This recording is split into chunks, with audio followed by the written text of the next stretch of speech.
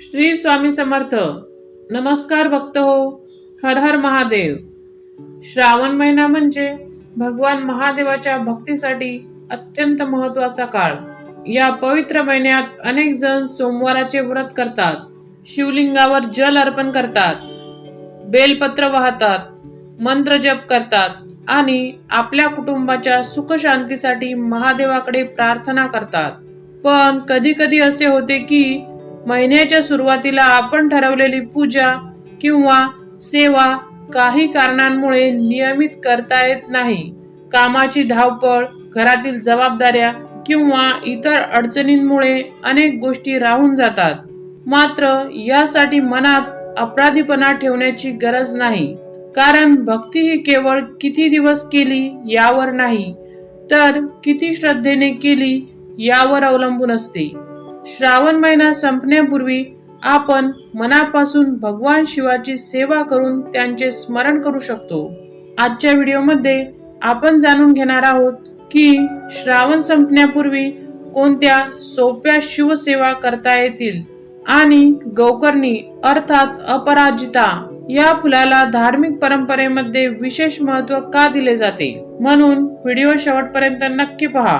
आणि तुम्ही महादेवाचे भक्त असाल तर कमेंट मध्ये प्रेमाने लिहा ओम नमः शिवाय. सर्वप्रथम करा मनापासून शिवस्मरण. श्रावणाच्या शेवटच्या दिवसामध्ये सर्वात सोपी आणि महत्वाची सेवा म्हणजे भगवान शिवाचे नामस्मरण. सकाळी उठल्यानंतर किंवा संध्याकाळी शांतपणे बसून काही वेळ ओम नमः शिवाय या पंचाक्षरी मंत्राचा जप करा. ज्यांना शक्य असेल त्यांनी 108 वेळा जप करा. वेळ कमी असेल तर 11, 21 किंवा आपल्या क्षमतेनुसार जप करू शकता. येथे संख्या महत्वाची असली तरी त्यापेक्षा महत्वाची आहे मनाची एकाग्रता.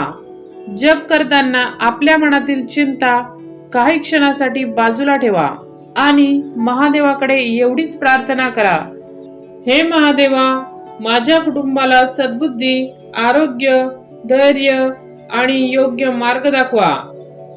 अशी प्रार्थना मनाला शांतता देऊ शकते आणि भक्तीमध्ये सातत्य निर्माण करू शकते. श्रावण महिन्यात शिवलिंगावर जल अर्पण करण्याची परंपरा अत्यंत प्राचीन आहे. जर घरात शिवलिंग असेल तर स्वच्छ पाण्याने अभिषेक करू शकता. जवळ महादेवाचे मंदिर असेल तर तेथे जाऊन श्रद्धेने जल अर्पण करा. जल अर्पण करताना घाई करू नका.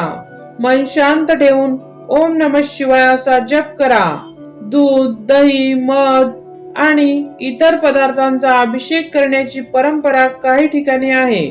मात्र प्रत्येक मंदिराचे नियम वेगळे असू शकतात, त्यामुळे स्थानिक मंदिरांची परंपरा पाळणे योग्य ठरते. साधे स्वच्छ पाणी अर्पण करूनही मनापासून प्रार्थना करता येते, कारण महादेवांना बाह्य वैभवापेक्षा भक्ताची श्रद्धा अधिक प्रिय आहे, अशी भक्ताची भावना आहे. भगवान शिवाच्या पूजेमध्ये बेलपत्राला विशेष स्थान आहे. श्रावण संपण्यापूर्वी एखाद्या दिवशी, विशेषतः सोमवारी, स्वच्छ बेलपत्र महादेवांना अर्पण करा. बेलपत्र अर्पण करण्यापूर्वी ते स्वच्छ आहे का हे पहा. स्थानिक पूजा पद्धतीनुसार योग्य बाजूने बेलपत्र पहावे. बेलपत्र अर्पण करताना मनात आपल्या इच्छा सांगण्यापेक्षा प्रथम कृतज्ञता व्यक्त करा. महादेवांना म्हणा, हे भोलेनाथा, जे दिले आहे त्याबद्दल तुमचे आभार. पुढे योग्य मार्गावर चालण्याची शक्ती द्या. ही प्रार्थना आपल्या भक्तीला अधिक सुंदर बनवते. श्रावणातील संध्याकाळचा काळ अनेक भक्तांसाठी विशेष मानला जातो. संध्याकाळी देवघर स्वच्छ करून महादेवासमोर तुपाचा किंवा आपल्या परंपरेनुसार तेलाचा दिवा लावू शकता. दिवा लावताना एक छोटी प्रार्थना करा.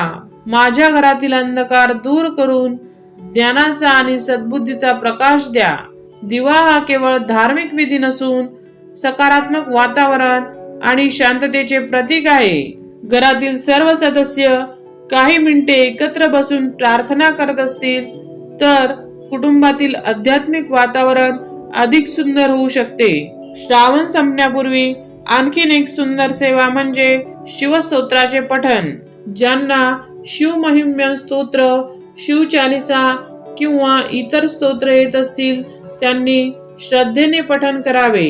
पूर्ण स्तोत्र वाचणे शक्य नसेल तरी थोडा वेळ शिवनामस्मरण करा.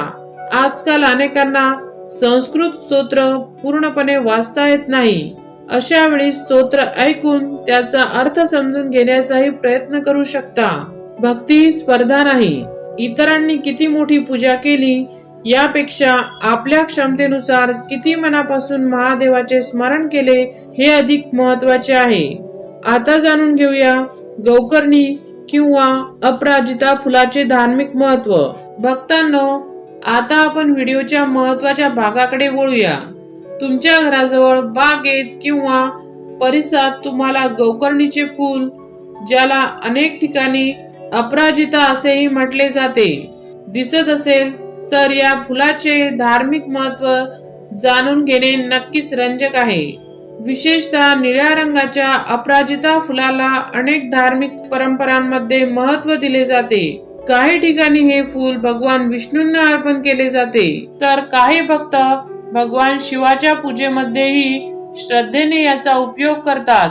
मात्र प्रत्येक भागाची पूजा पद्धत वेगळी असू शकते, म्हणून आपल्या घरातील परंपरा आणि स्थानिक मंदिरातील नियम लक्षात घेऊनच पूजा करावी. अपराजिता या नावाचा सामान्य अर्थ आहे जिचा पराभव होत नाही.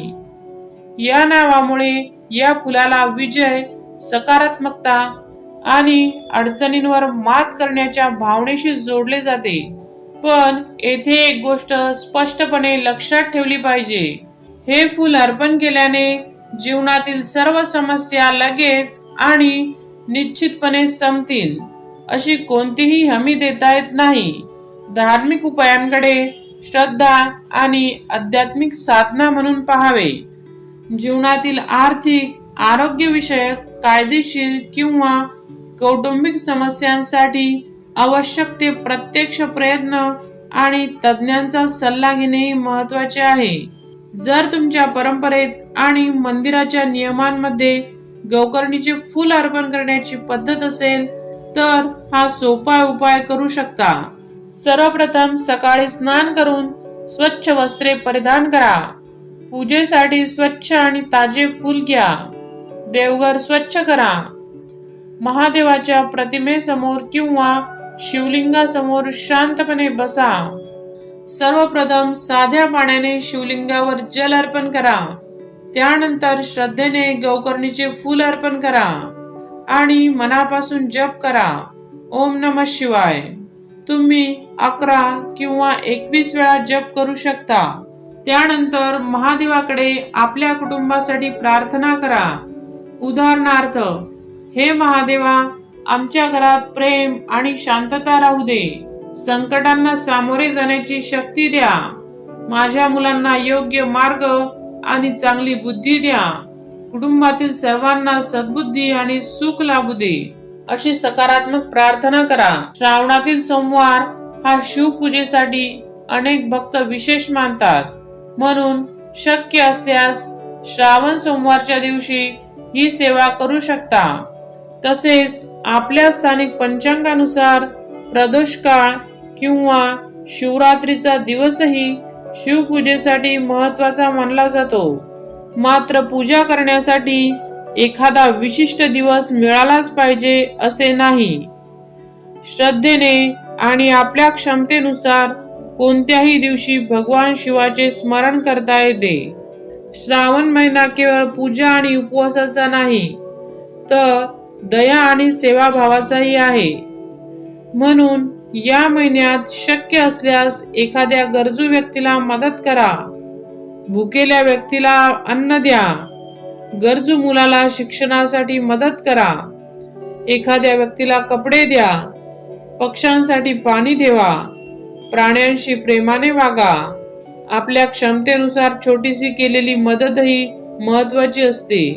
देवाची पूजा मंदिरात करण्यापेक्षा देवाच्या निर्मितीतील गरजू जीवांची सेवा करणे ही देखील भक्तीचीच एक सुंदर भावना आहे. भक्तांनो, श्रावण संपत असताना आपण फक्त एवढाच विचार करू नये की मी किती उपवास केले किंवा मी किती मोठे उपवास केले.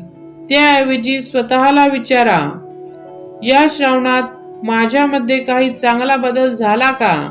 मी अधिक संयमी झालो का? मी कोणाला मदत केली का? मी राग कमी करण्याचा प्रयत्न केला का? मी रोज काही वेळ देवाचे स्मरण केले का? कारण खरी भक्ती ही आपल्या वागण्यात दिसली तरच तिचा अर्थ अधिक सुंदर होतो. श्रावण महिना संपत आला तरी भगवान शिवाची भक्ती संपत नाही. महादेवाचे स्मरण करण्यासाठी कोणत्याही एका महिन्याची वाट पाहण्याची गरज नाही. पण श्रावणातील ही पवित्र संधी आपल्या जीवनातल्या चांगल्या सवयी सुरू करण्यासाठी नक्कीच उपयोगी ठरू शकते. म्हणून श्रावण संपण्यापूर्वी आपल्या क्षमतेनुसार महादेवाची सेवा करा, जल अर्पण करा, बेलपत्र वाहा, ओम नमः शिवायचा जप करा. शक्य असल्यास गौकर्णी किंवा अपराजिता फूल आपल्या परंपरेनुसार श्रद्धेने अर्पण करा. भगवान शिवाकडे केवळ इच्छा पूर्ण करण्याची मागणी करू नका, तर संकटांना सामोरे जाण्याची शक्तीही मागा. कारण भक्तांच्या श्रद्धेनुसार महादेव कधी मार्गातील प्रत्येक अडथळे दूर करतात, तर कधी त्या अडथळ्यांवर मात करण्याचे धैर्य देतात. चला तर मग श्रावणाच्या या शेवटच्या दिवसामध्ये प्रेमाने आणि श्रद्धेने महादेवाचे स्मरण करूया. हर हर महादेव. तुम्हीही श्रावणात कोणती विशेष सेवा करता ते कमेंटमध्ये नक्की सांगा.